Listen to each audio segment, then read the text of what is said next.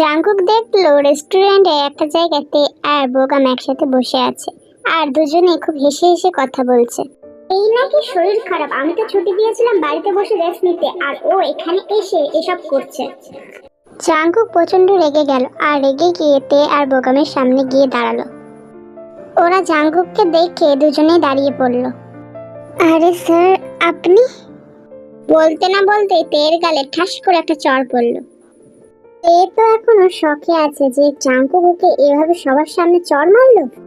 তোমার সাহস তো কম না, আমি তোমাকে ছুটি দিয়েছিলাম যাতে তুমি বাড়িতে থেকে রেস্ট নিতে পারো, কিন্তু তা না করে তুমি এখানে এসে বেশ মজা করছো।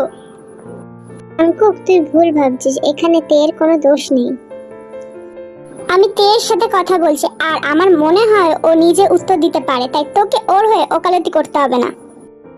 তে তো এখনো শখে আছে। স্যার আপনি এখানে কি করছেন? ওহ, ভুল সময় এসে পড়েছি বুঝি, কিন্তু কি করব বলো, দেখেছি যখন তখন তো বলতেই হবে। স্যার আপনি বাইরে চলুন, সবাই তাকিয়ে আছে। কেন, খুব অসুবিধা হচ্ছে নাকি? এতক্ষণ তো দিব্যি দুজনে বসে খোশ গল্পে মেতেছিলে, তাহলে এখন কি হলো? ব্যাস অনেক হয়েছে, অনেকক্ষণ ধরে দেখছি তুই সবার সামনে তেকে যা নয় তাই বলছিস, আসল সত্যিটা না জেনে কেন এভাবে ওর উপর চিৎকার করছিস? আরে ও তো বেচারি আসতেই চাইছিল না, আমি তো ওকে এখানে আনলাম, তাই তোর যদি কিছু বলার থাকে তাহলে আমাকে বল, তেকে নয়। তুই কেন ওকে এখানে এনেছিস? তুই জানিস কালকে ওকে হসপিটাল থেকে ছাড়া হয়েছে আর আজকে ও এভাবে বাইরের খাবার খাচ্ছে, এটা ওর পক্ষে কতটা ক্ষতিকারক? হসপিটালে কেন, কি হয়েছিল? তাই নিজের লিমিটে থাকতে হয় সব সময়, আর ও আমার পিএ, তাই ওর খেয়াল আমি নিজেই রাখতে পারি। আর হ্যাঁ, আমার জিনিসে কেউ নজর দিলে আমি তার চোখ গেলে দেবো, সেটা আমার বন্ধু হোক বা আর যেই হোক। জাঙ্কুক বোগামকে বলে তের হাত ধরে টেনে রেস্টুরেন্ট থেকে বাইরে নিয়ে চলে গেল, আর বোগাম ওখানেই দাঁড়িয়ে রইল। ওর জিনিস কি বলে গেল জাঙ্কুক এসব? আরে ছাড়ুন না আমাকে, চুপচাপ চলো আমার সাথে। জাঙ্কুকের চোখ রাঙানি দেখে তে ভয়ে চুপচাপ জাঙ্কুকের গাড়িতে উঠে বসলো। এই পিছনে কেন বসেছো? আমি কি তোমার ড্রাইভার নাকি? জামা দেখে তো মনে হয় না, কিন্তু মুখ দেখে তো হয়।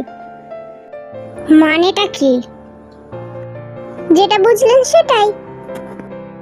তোমার সাথে আমার কথা বলাই বেকার, আমার সাথে কথা বলতে হলেই তোমার মুখ দিয়ে নিম পাতা ঝরে, আর অন্যরা যখন বলে তখন কি পিরিত। আপনি আর অন্যরা আলাদা তাই? কেন? কারণ আপনি একটা খচ্চর, আর সেটা একটাই আছে। জাঙ্কুক আর কিছু না বলে গাড়ি চালাতে শুরু করে দিল। গাড়ি একটা রেস্টুরেন্টের সামনে দাঁড় করিয়ে জাঙ্কুক তের হাত ধরে নিয়ে ভেতরে ঢুকলো।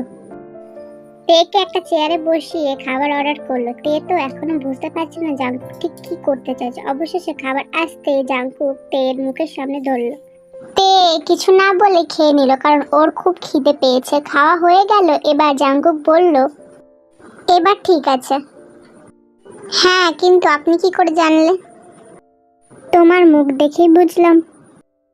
বাহ, তা আপনি অফিসে যাননি? না। ও, কিন্তু আপনি তখন আমাকে চড় মারলেন কেন? বেশ করেছি, এবার চলো তোমাকে বাড়ি ছেড়ে দিয়ে আসি। তে মুখ ফুলিয়ে জাঙ্কুকের সাথে গেল।